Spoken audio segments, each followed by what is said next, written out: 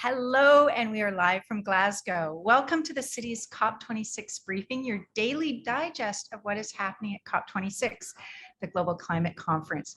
My name is Shauna Sylvester, and I'm the Executive Director of the SFU Morris J. Wosk Centre for Dialogue and the convener of Canadian cities at COP. I will be your host for this technical briefing, and immediately following, my colleague Jude Crasta will join us for our fireside chat. Now it's day 11 at COP26, Cities Day, to be precise, and it's also the final day of negotiations. I want to acknowledge also today is November 11th, Remembrance Day. And today, as we gather together, we want to honor those who have served our country in times of need and have held so much of the peace we've seen over the years. I've had family that have fallen, and I know many others have too. So I want to just take a moment and acknowledge all of the work, all of the effort that those who have served have brought to our country.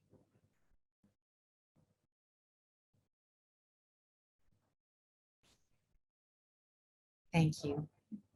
Today, I am very pleased to be joined by Matthew Baldwin. Matthew is a senior leader working with cities with the European Commission, and I had the pleasure of sitting next to Matthew at the C40 breakfast with John Kerry last week. And I realized as we sat down together, there was so much knowledge, so much understanding, so much history of understanding COPs, negotiations, yes, you, and cities. And I was really intrigued because when we started talking and getting into some of the details of what cities were facing, the depth of knowledge you have on transportation, and that's understanding. You're the Deputy Director General for Mobility and Transport at the European Commission. And you have been working in this space for a long time. I had a chance to hear the times that you've actually been involved in negotiations with Canada too, and I hope we'll have a chance to talk about that. One of the things I also found intriguing is just your role in helping cities, European cities, deal with COVID and the transportation that's involved in all of that. You have, let's see, 20 years in boards of European Commission, presidents, commissioners, and a head of cabinet. And I'm so thrilled that you could take the time to meet with us because I know you've been extremely busy through this whole time. So it's such a pleasure that on our last briefing, you and I get to sit down together and talk a little bit about what's happened here and what it means for cities. So thank you so much for being with us, Matthew. It's lovely to be with you, Shauna. I mean, it was I think one of the lovely things about COP is meeting new friends, and we had a great old chat. And I'm honoured to join your broadcast today.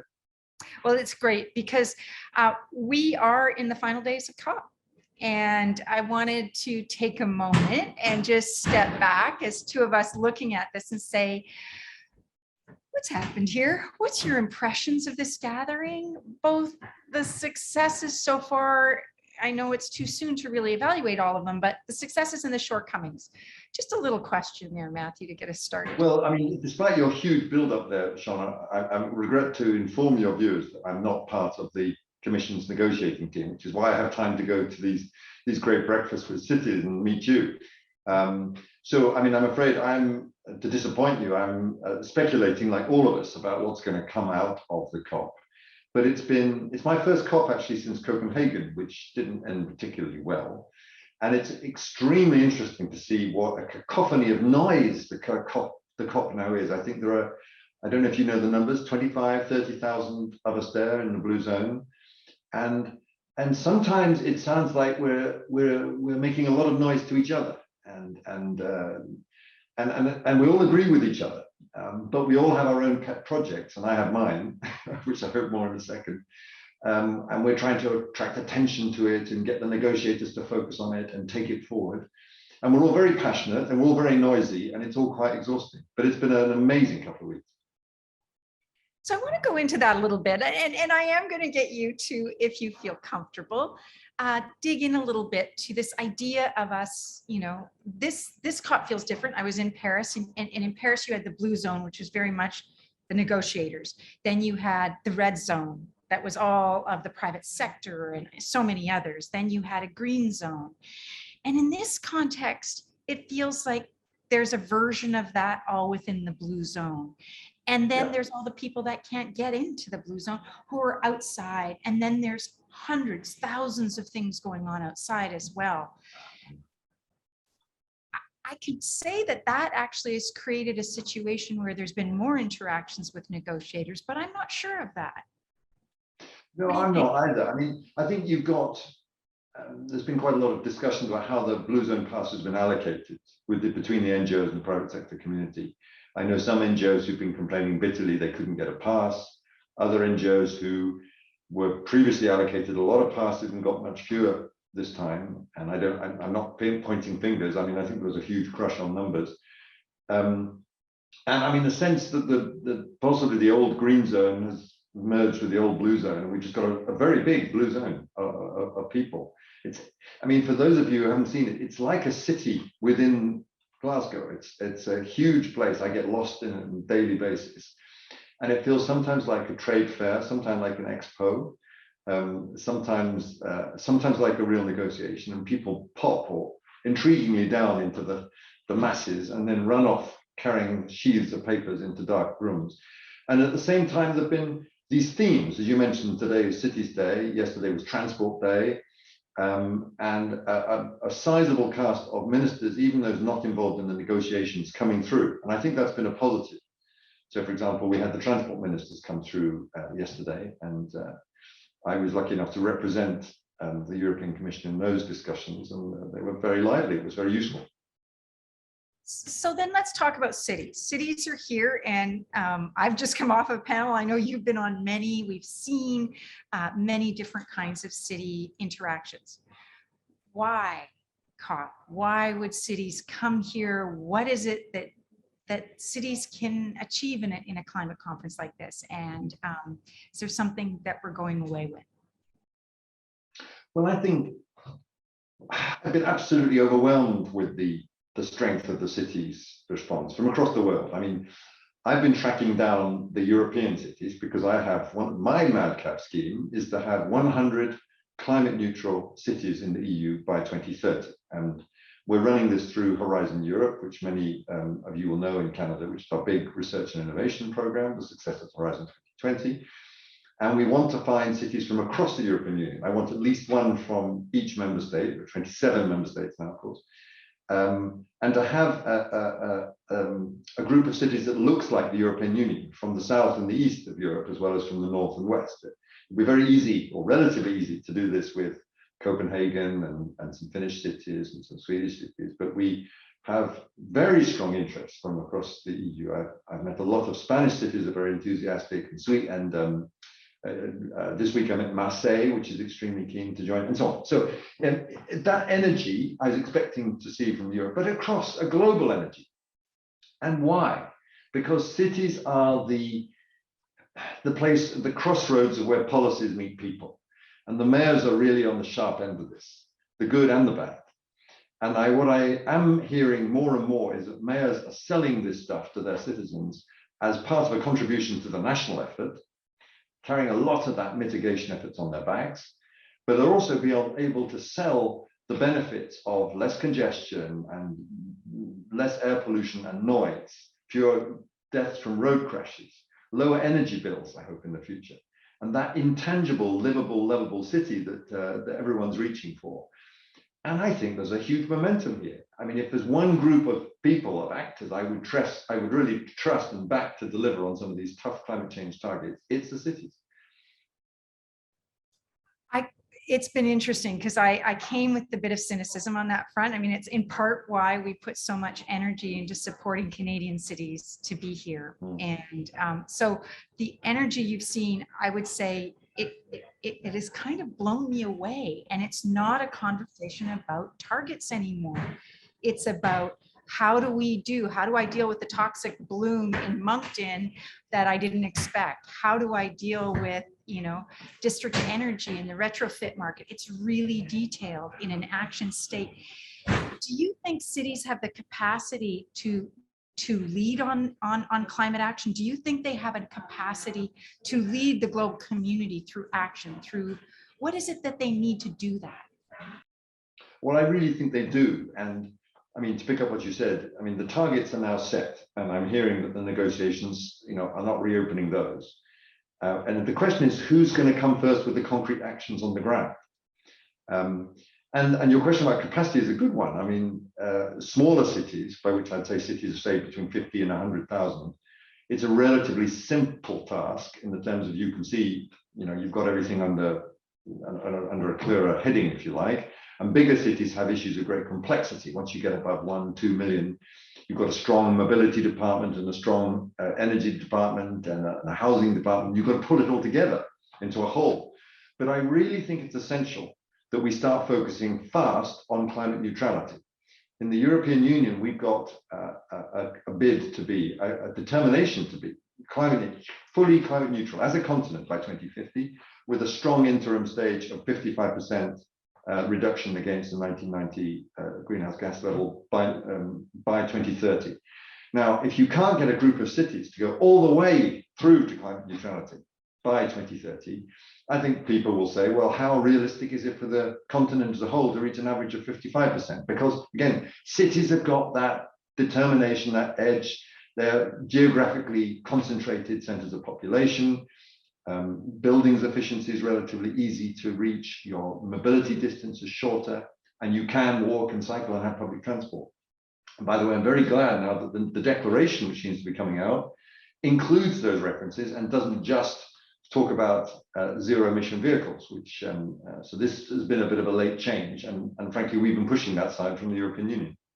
So let's go there, because transportation was yesterday, and often we will see the panacea being electric vehicles. And of course, in cities, that just means more vehicles on the roads. It's certainly, we want to see cities transition. We want to see fleets transition. We want to see goods movement transition to electric, but we can't just have more vehicles on the road. So let's take a look at what do cities need to make those transitions on the transportation front. If you can talk a little bit from your experience, and we'll draw a little bit from Canada as well. Well, I think it's about looking at the external costs that cars bring to cities. That's a starting point. And yes, a lot of it is about terrible air quality and the greenhouse gases, but it's also about congestion and the cost of road crashes and that loss of shared space that cities bring, as the cars bring. I've no doubt that zero emission vehicles are a part of the solution. We're certainly going to need them outside the cities. And if anyone's going to be driving a car around in cities, it's going to have to be zero emission. But it I think underestimates the role that public transport and active mobility can bring to a city. And that was one of the messages we've really been pushing hard this week. And again, it seems to have been picked up in this declaration. Again, it's not about being anti-car either, or anti-motorist. Motorists respond to the systems we give them. If you know Brussels at all, I mean, we have a lot of cars coming into Brussels from the north. And why? Because there's huge tax breaks for having a company car. Public transport isn't so good. And then you get to park your car for free at your place of work. These people aren't bad. They're just responding to the incentives we give them. If we were pricing the roads, if the public transport was better, if there weren't these tax breaks for having a car, I think we'd see less of it, and we'd have a more balanced, healthy, climate neutral form of mobility on our hands. It's a great point. I think the other thing that we're seeing in Canada is just, there is a desire, we certainly have within the Lower Mainland in Vancouver, a real desire to make that transition to public transportation, active transportation, to ensure that there are other choices, but needing the other jurisdictions, needing that level up, those sub-regional, needing the provinces, needing our federal government. And one of the good things, I think, is we've seen a better partnership over the years of really coming out and seeing the federal governments invest in transit and in transit infrastructure, but needing that operational funding, especially coming out of COVID. So it's incredible what you're doing in Canada, Shauna.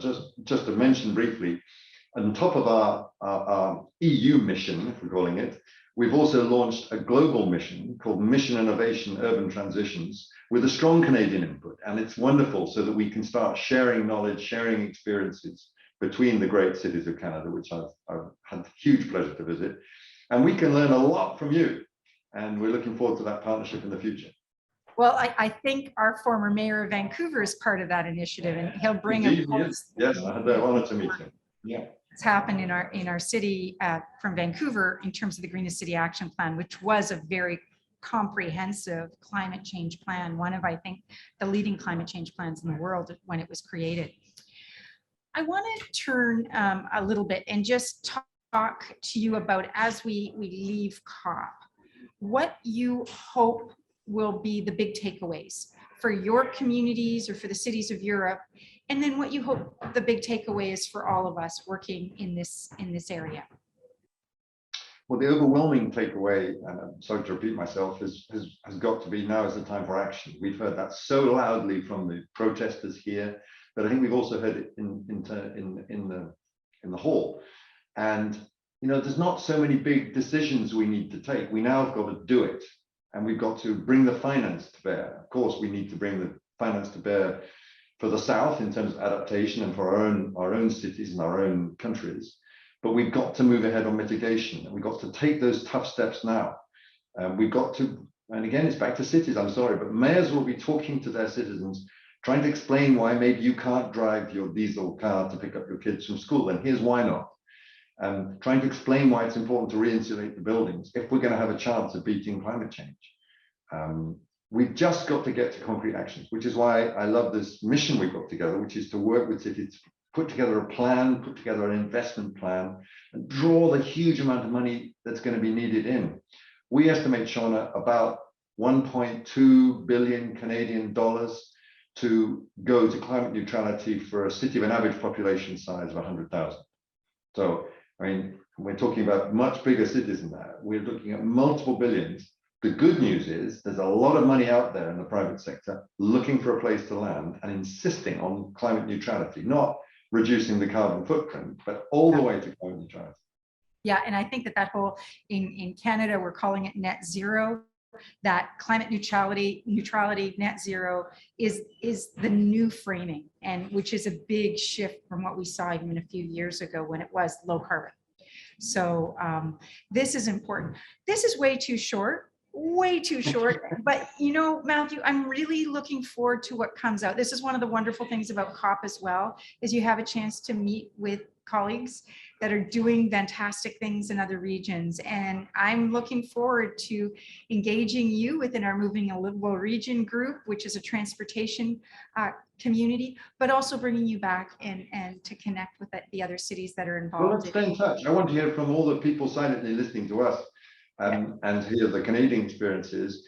And it's going to be tough. We're going to have some roadblocks and, you know, big hills to cross. So let's go through this together. Thanks so much, Matthew. Take care. Have a good night. Thanks a lot. Goodbye, everyone. Bye-bye. Well, it's over to Jude Crasta now. I want to say a big thank you. It has been wonderful joining all of you over this time. Really have enjoyed doing these daily briefings, meeting new people, getting new perspectives, and bringing those to you in Canada. Looking forward to getting back to Vancouver and getting down to action. Over to you, Jude. All right. Thank you so much, Shauna. Good morning, good afternoon, and good evening to our audience members joining us from coast to coast. My name is Jude Crasta one last time, and I am your host for our series of fireside chats throughout COP26 here in Glasgow, Scotland. We are coming to you live at 6:48 p.m. GMT, that is 10:48 a.m. Pacific, for the last of our fireside chats from COP26. I know it feels weird to be saying that since we're at our last one already, but I would like to take the time and thank you for being with us wherever you are. And I'm very excited that we're joined today by none other than Elizabeth May. While Ms. May needs no introduction, our audiences will remember that she is the Member of Parliament for Saanich Gulf Islands, serving as the leader of the Green Party from 2006 to 2019. She was also the founding executive director of the Sierra Club of Canada in 1989. I could go on with a list of environmental and climate-related work Ms. May has achieved over the decades, but at this point, I'll just be cutting into valuable time. We could get into some of the real questions here. We're delighted to have you joining us. Good evening, Ms. May. Thank you so much. Thank you. And I'm really conscious as I join here with you, Jude, that it's almost the moment where 11 o'clock in the time zone where I live in British Columbia, people are gathered at cenotaphs again. Most of the events in my own community, Saanich Gulf Islands, are virtual, but I wanted to share, just as Shauna did, that this is Remembrance Day. My poppy is falling out of the view. It isn't falling off my jacket, but we had a moment today that I wanted to share with people watching, where all of the members of parliament who are here still at COP26. So Dan Albus is the Conservative environment critic, Christina Michaud from the Bloc Québécois, Mike Morris, who's another Green MP, plus me, plus the Minister of Environment and Climate Change, Stephen Guilbeault. We gathered at the Canadian Delegation Office at 11 o'clock here for silence and reflection to mark Remembrance Day. So I know we're short on time, Jude, but I didn't want to start, especially where we're right at the moment of 11 o'clock, 11, 11, 11, and 9 minutes to go until the wreaths are being laid at home.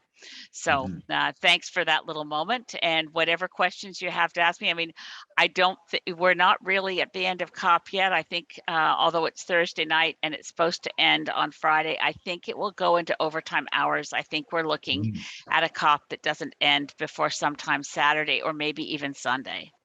Absolutely. As you had mentioned, just to remind everybody, we are coming up on 9 minutes to 11 a.m. Pacific time, same as my home jurisdiction in Vancouver. We welcome our audience members, wherever you are, to take the time today to visit your cenotaph or visit your remembrance ceremonies. Or if you know somebody who in your family is a friend circle who has served, just to take the time to thank them for the sacrifices they have made throughout their lives. Let's look now at the second week of COP26. We're coming close to the end of it. As you said, it's probably going to go into overtime, especially in light of the declaration that was made yesterday by China and the United States. Today we have the Cities, Regions, and Built Environment Day. Before I get your thoughts on today's proceedings, I want to get a sense from you, what have been the general high points and low points of COP26 as a whole? Well, it's really, we don't know if it's an abject failure or whether it gets a passing grade until we see the final results. I will say, for people who've been watching it, I mean, we have the themed days, as you say, today's the focus on cities. We've had themes on gender. We've had themes on transportation. That was just the day, I think that was just yesterday, although the days tend to blur together. But that's not really COP. That's an aspect of the Conference of the Parties. That's a kind of an add-on.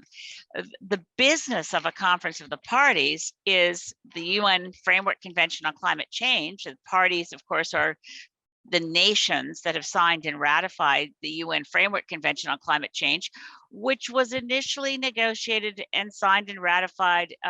The signing was all done in June 1992 at the Rio Earth Summit, and we've had iterations. So our wonderful guest mentioned that his previous experience, Matthew said that he'd been at Copenhagen, definitely the worst COP ever.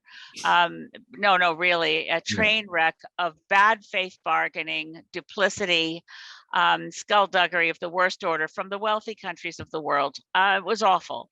And it was the COP after Copenhagen, the one that was COP16 in Mexico, that rescued the multilateral process. And I'd have to say, one of my concerns is, because I believe in multilateral global solutions, it's hard that the nation states are the ones that negotiate. We have what we call in the UN terms subnational levels of government, and key to all that is the role of municipalities.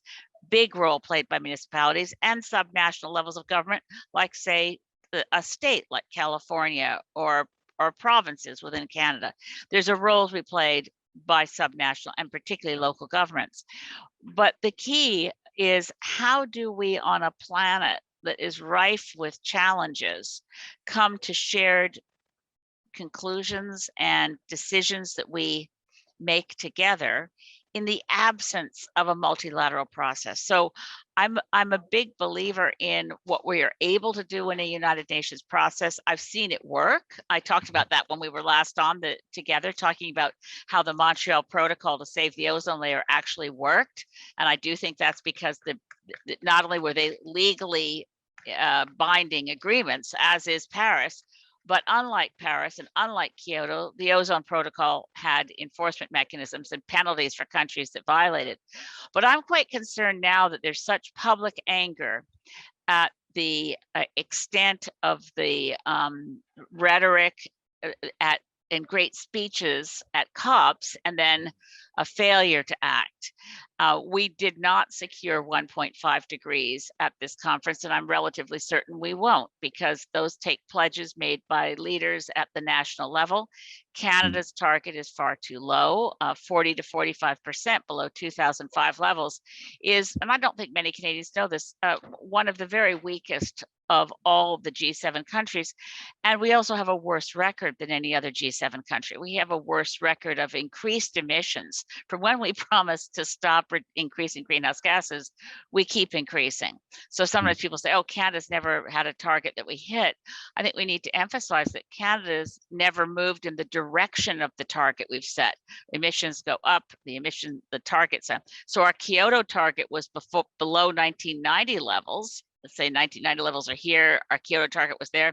Where we stand right now is way up here, 21% above 1990 levels. That's the worst of all the G7 countries. So we should be doing more. And I very much fear, and I was, I love Shauna's discussion we just had, but I want to flag that for a lot of nations here, and for me and other climate activists, net zero by 2050 is a very dangerous target. It's a danger to all of us, because what it tends to suggest is that we have decades and that we can sort of more or less in a linear fashion achieve, like, bring down emissions like that to hit 2050 at net zero. What I like about, so for a high point so far, and we'll see if it survives in the text, the declaration that will come out of COP, which is a legally binding text as part of the Kyoto part of the Paris Agreement now, is for the first time a recognition of what the IPCC, Intergovernmental Panel on Climate Change, warned the world in the special report on 1.5 degrees, that there's no pathway to 1.5 degrees that does not start with steep reductions at the beginning of that period to 2050. So fully half of emissions globally need to disappear by 2030. So I like the fact that the president's text, as the US-China declaration said yesterday, speaks of the period till 2030 as a decisive decade. It's really important that the Canadian government improve what we plan to do to 2030, or as many governments around the world must do, so that we have any chance of holding on to 1.5 degrees. So that's where it's a bit of a mixed bag right now, honestly, Jude, whether this is going to be a successful COP or not, and whether the lack of progress is so significant that it really puts at risk the whole notion that we can rely on a multilateral system of governments around the world negotiating with each other to get the rights. If I knew of a replacement for this, I wish someone would tell me what it is. This is what we got. And if you're even if you're in a leaky boat in a storm, I think you're better off in the leaky boat than no boat at all, right? I don't see I don't see another option. Fair enough. So you bring up 2 points I want to touch on there. So last week you had mentioned that there are certain mechanisms you would like to see in these agreements to actually have countries hold themselves to account for their fair share obligations and commitments. And I'll touch upon the COP26 presidency text as well in just a bit. But how do you see Canada playing a better role internationally in holding itself to account? and also at the same time working with other countries to ensure those climate goals are met. Just before I turn it over to you to answer the question, I would like to take a moment to acknowledge that it is now 11 a.m. Pacific at the 11th hour of the 11th a day. I would just ask for a couple of seconds for silence, and then we'll go quickly to your question. Yes.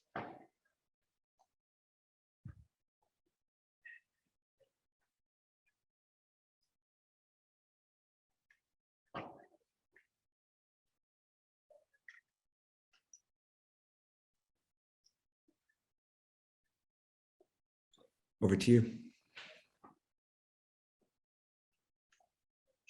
All right, to answer your questions, here's where we're at. What Canada could do. We've always acknowledged it's a true thing. I think it was Lloyd Axworthy who said it first when he was our Minister of Foreign Affairs, that Canada on the international scene, we punch above our weight. So we're a relatively small economy. We have the same economy and the same population virtually as California. So we're not, we're a G7 nation, but we're, the size of our economy is dwarfed by that of the US. But, when you look at what we do, when we do a great thing, like the Montreal Protocol, to save the ozone layer, or the Ottawa process to end landmines, we punch above our weight. Now, the sad reality is that we also punch above our weight when we do bad things.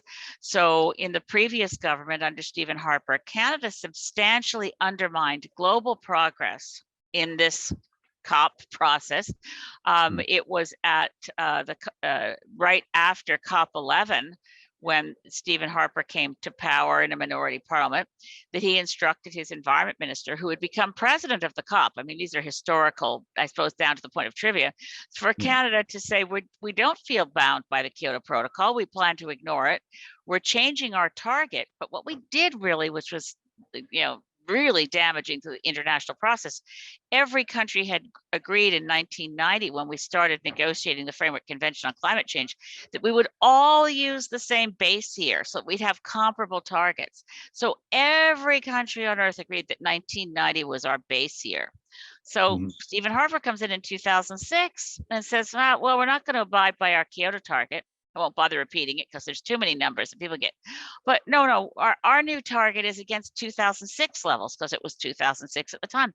This has injected all kinds of, so we actually by ourselves as a nation undermined a key element of making these processes understandable, comparable, measurable. We did other things too. We actually encouraged India not to agree to targets when we were in Durban at the COP in Durban in 2011.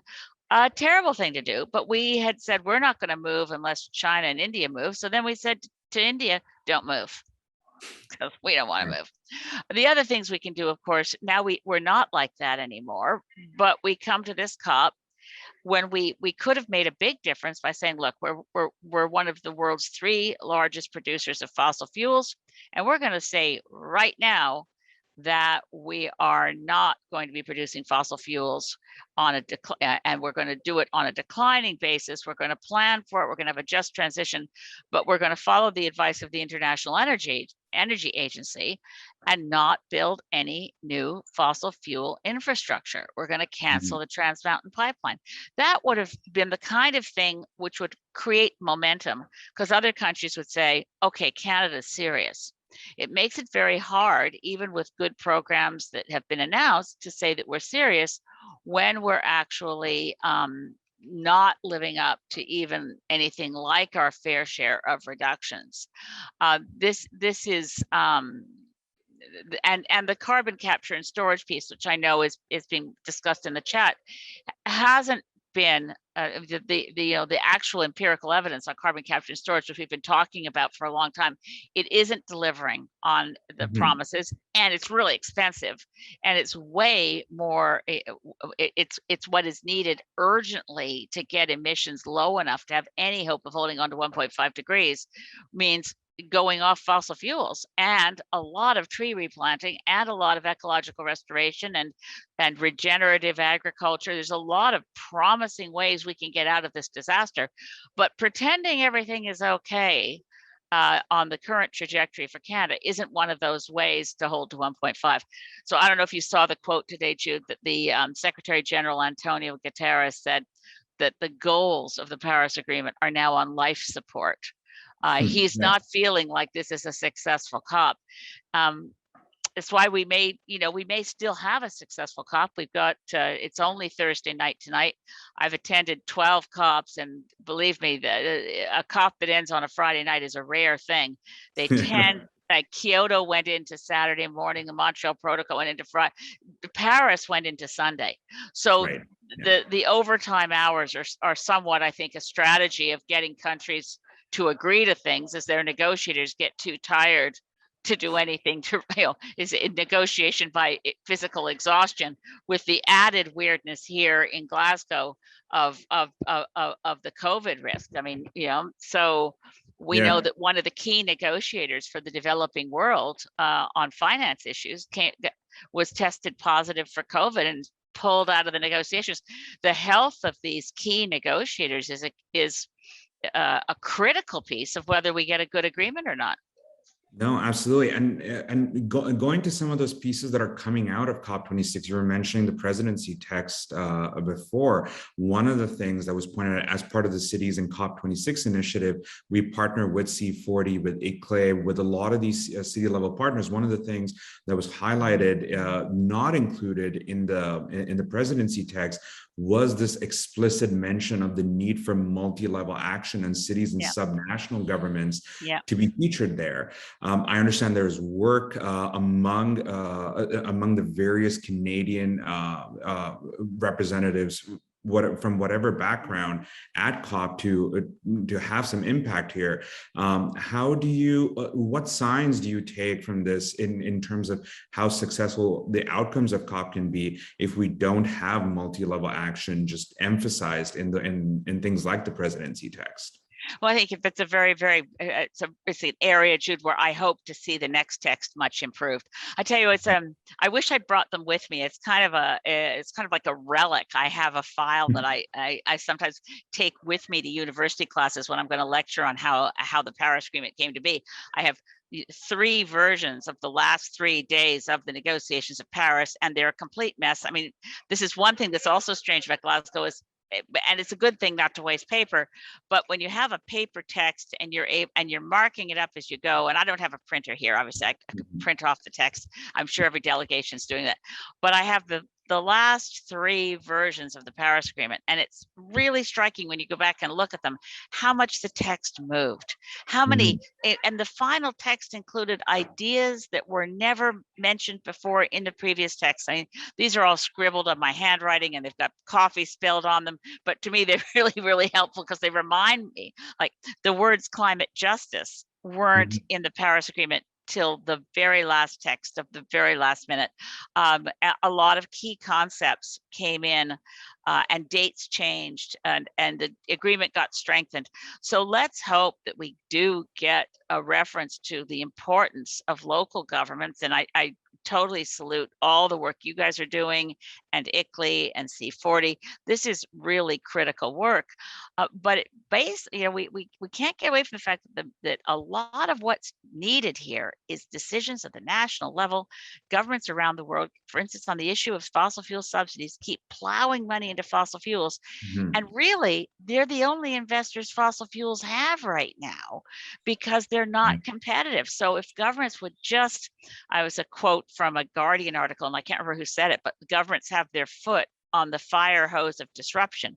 We've got new technologies and that are more competitive. Like you look at through the period of COVID through 2020, the only energy investments that went up were in renewables. Everything else went down. So even with COVID, renewables continued to grow and everything else was collapsing. Well, that tells you something. That's where the money's going. And governments that keep subsidizing fossil fuels are actually like just trying to do, life support. They're doing critical CPR on an industry that's going down and should go down, and disruption will happen, and we have to move really fast if we're going to look after the fossil fuel sector and the communities that are dependent on fossil fuels. We need to move fast because the horse and buggy didn't have government saying we can't let horse and buggies go down because of the threat of these new things called cars, right? Disruptions happen, and all the people who used to make the wagon wheels and all the people who made the buggy whips and all the stables that ran all the horses for all those communities, it was a 15-year period across the United States that it went from being streets full of horse and buggies and people who had work shoveling up manure to now we're full of cars on every street. 15 years was all it took. Well, the interventions of governments, including our own, we are one of the worst offenders of delivering subsidies to the fossil fuel sector, instead of saying, let's get going with let's get our north and our east-west electricity grid fully functional so that we're sharing and able to share green and renewable energy from one province into another easily. And that, of course, is also involves subnational government, because this is really the domain of provinces. Yeah. But if we're not going to be able to get green and renewable electricity from BC into Alberta, or from Quebec into New Brunswick. I mean, New Brunswick is begging for special favors right now. They want to be able to keep running the Baldwin coal-fired power plant well past the point that Canada has said we'll phase out coal. They're asking the federal government, one of the first decisions that Stephen Guilbeault will probably have to make is, do you do an equivalency agreement with New Brunswick that lets them somehow claim offsets? No, I mean, I sometimes think that carbon offsets, I used to study theology, I sometimes think that carbon offsets are a lot like the indulgences that Martin Luther, banged his demands on the door of the papal bull. I mean, you don't get to buy your way into heaven. You don't get to say, gee, I'm really sorry I sinned, but I've got money for you. Well, offsets are better than nothing, but the better choice is always to actually reduce your greenhouse gases, like really reduce them, and plant trees. So that's where I think the offset threat, the net zero by 2050, is actually dangerous. It should be actual zero by 2050, and it has to be cut in half by 2030. Or really, there's no realistic hope of holding on to 1.5. And again, 1.5 is not a political target. It's a science target. Yeah. And we have to do it. And so then let's, because we're just about at time, I want us to ground this in temporal road markers that we're seeing going forward. We have a new government. We have new ministers occupying the environment and natural resources positions. We know that when we go back home, mandate letters are due to be released. Economic statement needs to come out. We have a throne speech, a budget process that's just being started. All of these things are very tangible areas for the federal government to send signals, among other things, to work with cities and integrate cities into that process. What would you like to see as a member of a federal party in the House of Commons working with the government? What would you like to see as those top line commitments nationally in Canada in order for us to say that, yes, COP26 did have an effect. It increased our national ambitions. We're seeing that sort of multi-level action coming through. That's a great question.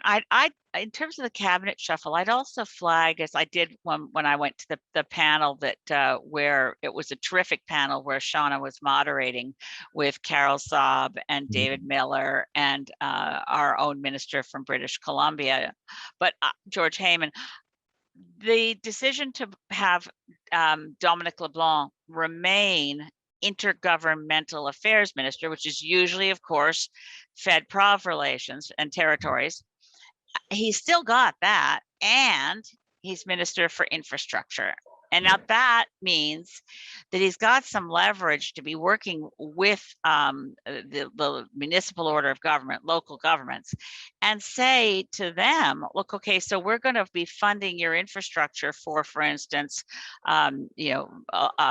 high-speed rail, or we're going to make sure that your the public transportation that's a key area, but also waterworks, the infrastructure.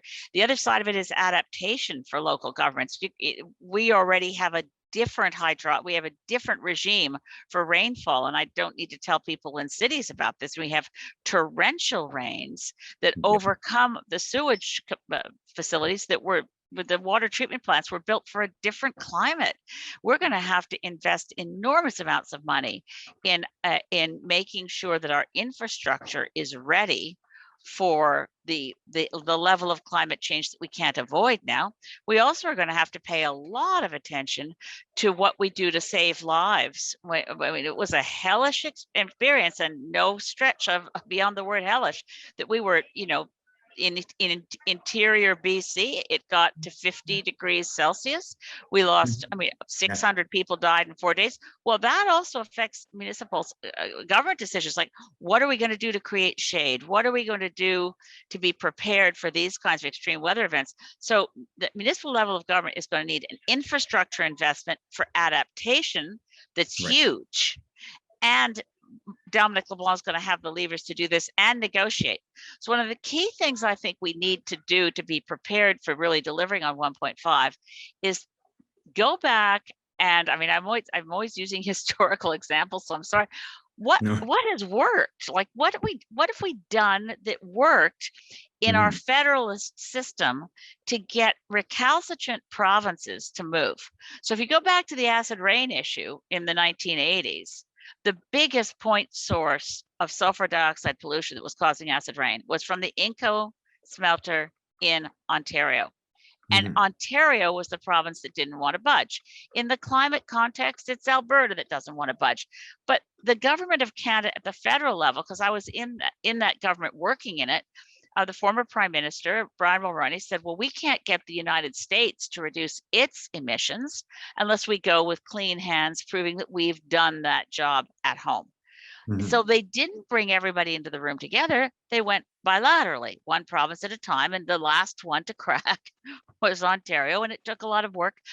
But I think that would be a much better approach. Why do we insist that we are worried about the sort of this nebulous sense of politics, as opposed to sitting down and saying, no matter how long it takes, the Albertans are very reasonable people. What are we going to do to make sure your province and your economy doesn't have a disproportionate impact from something that's inevitable, which is that we're going to go off fossil fuels? How do we plan for that?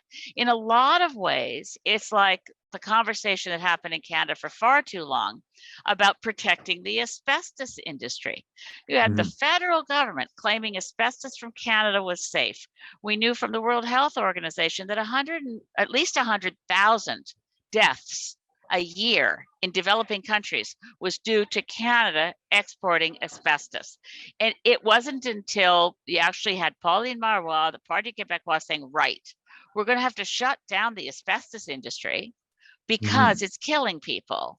Now that's where we are on fossil fuels. So we need to be able to say, now Quebec did that after many, many iterations of every different party within the Quebec political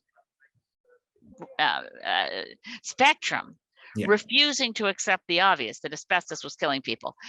We got that, but again, it was, is there a transition for the workforce? I don't think they did the perfect job, by the way, for asbestos workers. They needed to do more, but we should be looking at those historic examples and saying, how do we do this? So when we go home from COP, we're not just being patting ourselves on the back that, oh, we did a wonderful job, rah, rah. No, we have to do way better. And part of that is figuring out, how do we pull together? And again, where we pull together best, I've seen it over and over again, is at the local municipal order of government. How do we pull together where there's municipal leadership and maybe better federal leadership, enhancing the role of other provinces that are doing a good job, and then be able to say, okay, now we have our act together. We're going to reduce by 60% below 2005 levels by 2030. We know we can do it, and we can do it without fair burden sharing is the kind of thing we're good at doing, but we really can't be held hostage to any one jurisdiction on an issue as critical as the climate crisis. Right, absolutely. Elizabeth May, I know a lot of people are going to hate me right now. For us, we have gone over time, and I see the chat still going, and like the people are still engaged. But thank you so much for taking the time to sit down and talk with us once again. Actually, this is the second time during COP26. Thank you so much for joining us. Well, I love talking with you and this wonderful audience. So I just put my personal email in the chat. If anyone online here wants to know more details about that background that I was just covering, feel free to get in touch. I'm very, very honored to be asked to participate in this. And for those of you who might be people of faith on the line right now, this wouldn't be a bad time to pray for negotiators to do more than is expected of them, for world leaders to step up and do more than they did November 1st to 2nd. Miracles can still happen. Absolutely. Well, thank you so much. And folks, that brings us to the close of our daily briefings live from COP26. I know we appreciate you taking the time to tune in during the second week of COP26 and for the final days as we come upon the weekend. I just want to say a big thank you to those who have tuned in every night throughout these 2 weeks and those who have joined us in between. It was a pleasure hosting these fireside chats for you to bring those learnings from COP26 just a little closer to home for folks back in Canada or those who couldn't be in the blue zone, even here in Glasgow. I know I can just hear all of you wishing, oh, I wish we had 11 more of these briefings, but for one last time from COP26, have a good morning, have a good afternoon, have a good evening, and goodbye. Thank you.